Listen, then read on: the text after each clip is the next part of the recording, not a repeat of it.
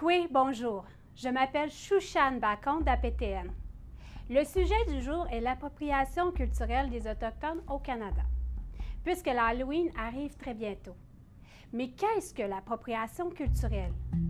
L'Office québécois de la langue française décrit l'appropriation culturelle comme l'utilisation par une personne ou un groupe de personnes d'éléments culturels appartenant à une autre culture, généralement minoritaire, d'une manière qui est jugée offensante, abusive ou inappropriée.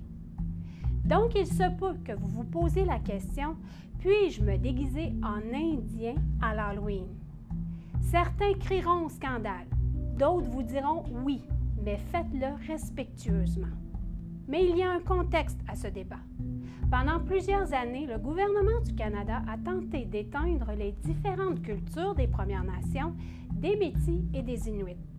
Par cet acte, certains membres des Premières Nations, des Métis ou des Inuits se sentiront s'être fait voler leur identité et la douleur est aussi forte que le racisme qu'ils peuvent subir.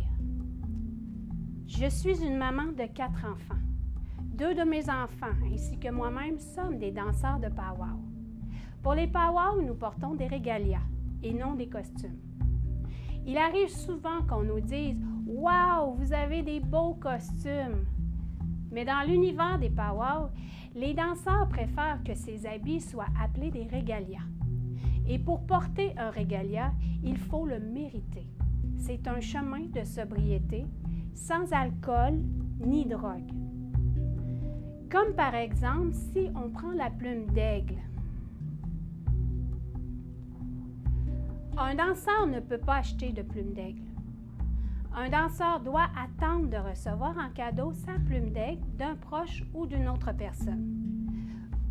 Mon fils de 12 ans a reçu ces 2 plumes d'aigle très rapidement dans son parcours de danseur de pow-wow.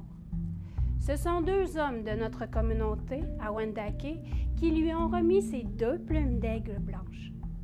L'interprétation de cette action, c'est que le créateur a permis au danseur de recevoir sa plume ou ses plumes d'aigle que ce danseur est digne de danser avec dans son régalia.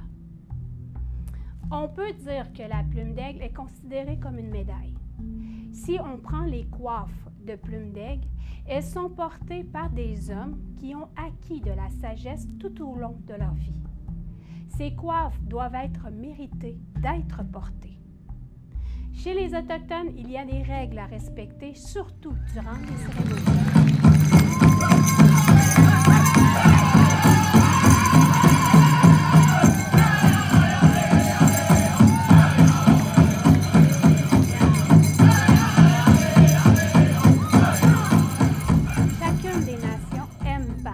Leur savoir.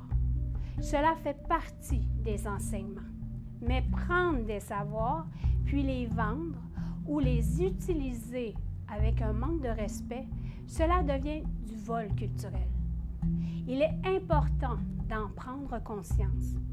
Après la dernière capsule, un jeune a posé la question « Est-ce correct d'avoir un capteur de rêve dans ma chambre? » La réponse est « oui ».